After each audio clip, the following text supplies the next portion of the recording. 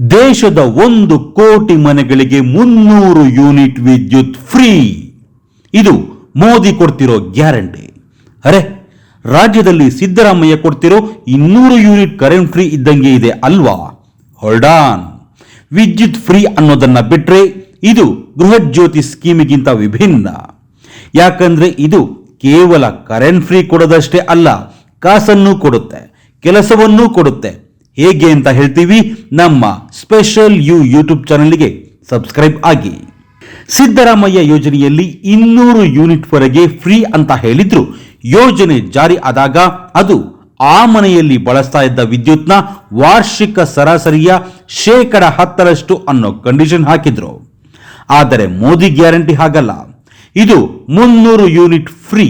ಆದರೆ ಕರೆಂಟ್ ಉತ್ಪಾದನೆ ಮಾಡಿಕೊಳ್ಳುವವರು ಕೂಡ ನೀವೇ.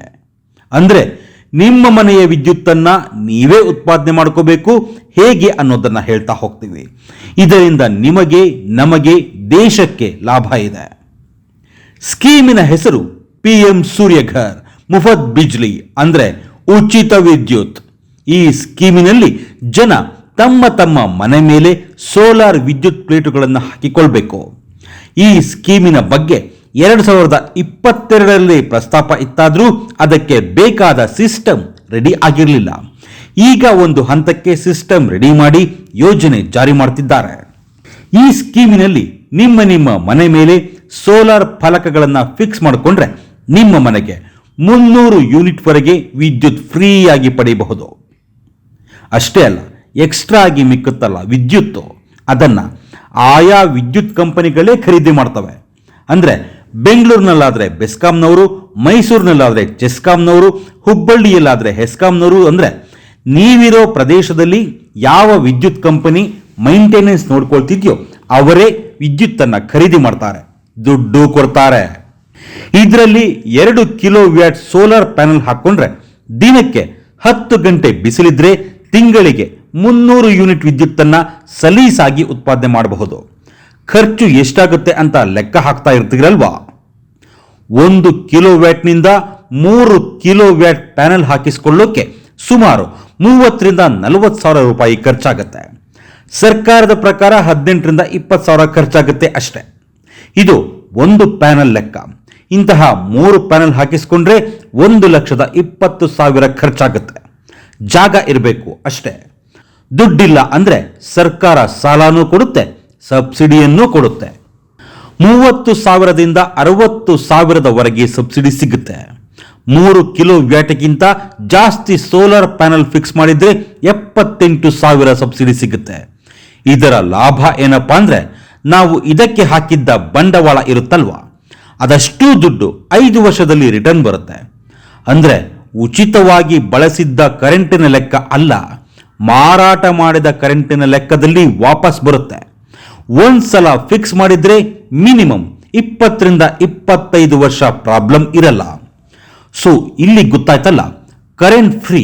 ಆದ್ರೆ ನಿಮ್ಮ ಮನೆಯ ಕರೆಂಟ್ ಅನ್ನ ನೀವೇ ಉತ್ಪಾದನೆ ಮಾಡ್ಕೊಳ್ತೀರಿ. ನಿಮ್ಮದೇ ಕರೆಂಟಿನಲ್ಲಿ 300 ಯೂನಿಟ್ ಬಳಸ್ಕೊಂಡ್ರೆ ದುಡ್ಡು ಕೊಡಬೇಕಿಲ್ಲ.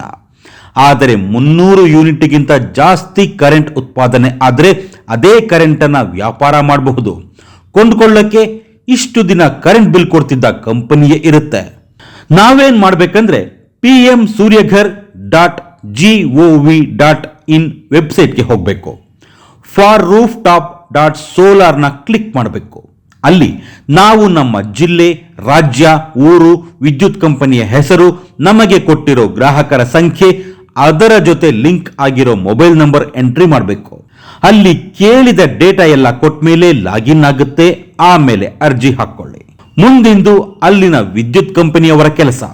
ಅವರು ಬರ್ತಾರೆ, ಅವರೇ ನಿಮ್ಮ ಮನೆ ನೋಡಿ ಎಷ್ಟು ಜಾಗ ಇದೆ ಅನ್ನೋ ಲೆಕ್ಕ ಹೇಳ್ತಾರೆ. ಆಮೇಲೆ ನೀವು ಎಷ್ಟು ಬಂಡವಾಳ ಹಾಕೋಕೆ ಆಗುತ್ತೆ ಅನ್ನೋದನ್ನು ಲೆಕ್ಕ ಮಾಡ್ತಾರೆ. ಅದು ಕ್ಲಿಯರ್ ಆದ್ಮೇಲೆ ಸೋಲಾರ್ ಪ್ಯಾನೆಲ್ ಫಿಕ್ಸ್ ಮಾಡಿ ಹೋಗ್ತಾರೆ. ನೆಟ್ ಮೀಟರ್ ಸೆಟ್ ಆದ್ಮೇಲೆ ಬ್ಯಾಂಕ್ ಅಕೌಂಟ್ ಕೈಲಿ ತಗೊಳ್ತಾರೆ. ಮನೆ ಮೇಲೆ ಸೋಲಾರ್ ಪ್ಯಾನೆಲ್ ಇರುತ್ತೆ, ಸೂರ್ಯ ಉರಿತಾ ಇರ್ತಾನೆ, ಮೀಟರ್ ಓಡ್ತಾ ಇರುತ್ತೆ, ಅದರ ಪಾಡಿಗೆ ಅದು ದುಡ್ಡು ಮಾಡ್ತಾ ಇರುತ್ತೆ. ಪ್ರಧಾನಿ ಮೋದಿಯವರ ಈ ಸ್ಕೀಮ್ ಈಗಿನ್ನೂ ಶುರುವಾಗಿದೆ. 1 ಕೋಟಿ ಮನೆಗಳನ್ನ ಈ ಸ್ಕೀಮಿಗೆ ತರೋದು ಮೊದಲ ಯೋಜನೆ. ಈಗಿನ್ನೂ ಶುರುವಾಗಿರೋದ್ರಿಂದ ಒಂದಷ್ಟು ಹೊಸ ಪ್ರಾಬ್ಲಮ್ ಇದ್ದೇ ಇರುತ್ತೆ. ಆದರೆ ಮುಂದಿನ ದಿನಗಳಲ್ಲಿ ಇದೇ ಇಂಪಾರ್ಟೆಂಟು. ಯಾಕಂದ್ರೆ ಈಗಾಗಲೇ ಪೆಟ್ರೋಲು ಡೀಸೆಲಿನ ಬಳಕೆಯನ್ನ ಸ್ಟೆಪ್ ಬೈ ಸ್ಟೆಪ್ ಕಡಿಮೆ ಮಾಡ್ತಾ ಇದ್ದೀವಿ. ಎಲೆಕ್ಟ್ರಿಕಲ್ ವೆಹಿಕಲ್ ನಿಧಾನವಾಗಿ ಎಂಟ್ರಿ ಕೊಡ್ತಾ ಇದೆ. ವಾಹನಗಳು, ಮನೆ, ಇಂಡಸ್ಟ್ರಿ ಎಲ್ಲ ಕಡೆ ಕರೆಂಟ್ ಬಳಕೆ ಅನಿವಾರ್ಯ. ಹಾಗಂತ ಭೂಮಿಲಿರೋ ಪೆಟ್ರೋಲು, ಡೀಸೆಲ್ಲು, ಕಲ್ಲಿದ್ಲು ಇವೆಲ್ಲ ಎಷ್ಟು ವರ್ಷ ಬರೋಕ್ ಸಾಧ್ಯ? ಮಳೆ ಬರಲಿಲ್ಲ ಅಂದ್ರೆ ಜಲ ವಿದ್ಯುತ್ ಉತ್ಪಾದನೆ ಕಡಿಮೆ ಆಗತ್ತೆ. ಹೋಗ್ಲಿ ಅಂದ್ರೆ ಪರಮಾಣು ಉಷ್ಣ ವಿದ್ಯುತ್ ಉತ್ಪಾದನೆಯನ್ನೇ ನಂಬ್ಕೊಂಡು ಇರೋಕ್ ಆಗಲ್ಲ. ಜೊತೆಗೆ ಪೊಲ್ಯೂಷನ್, ಮಾಲಿನ್ಯ ಹೆಂಗೆಲ್ಲ ಜಾಸ್ತಿ ಆಗ್ತಿದೆ ಅಂದ್ರೆ ಆಗ ತಾನೇ ಹುಟ್ಟು ಮಕ್ಕಳಿಗೂ ನೂರಾರು ಕಾಯಿಲೆ ಈಗಾಗಲೇ ಬರ್ತಿವೆ. ಒಂದ್ ಕಡೆ ಮಾಲಿನ್ಯ ಕಂಟ್ರೋಲ್ ಮಾಡಬೇಕು, ಇನ್ನೊಂದು ಕಡೆ ಪೆಟ್ರೋಲ್, ಡೀಸೆಲ್, ಕಲ್ಲಿದ್ದಲು ಬಳಕೆ ಕಡಿಮೆ ಮಾಡಬೇಕು. ಅದೇ ಟೈಮಲ್ಲಿ ವಿದ್ಯುತ್ ಉತ್ಪಾದನೆ ಜಾಸ್ತಿ ಆಗಬೇಕು. ಜನರಿಗೆ ದುಡಿಮೆನೂ ಆಗಬೇಕು, ದುಡ್ಡು ಸಿಗಬೇಕು. ಅತ್ತ ಸ್ವಂತ ಮನೆ ಮೇಲೊಂದಿಷ್ಟು ಜಾಗ ಇರೋ ಜನರಿಗೆ ದುಡ್ಡು ಆದಂಗಾಗುತ್ತೆ, ಉಳಿತಾಯನೂ ಆಗುತ್ತೆ, ಸರ್ಕಾರಕ್ಕೂ ಲಾಭ ಆಗುತ್ತೆ. ಇದು ಕೇವಲ ಫ್ರೀ ಕೊಡೋ ಉಚಿತ ಸ್ಕೀಮ್ ಅಲ್ಲ.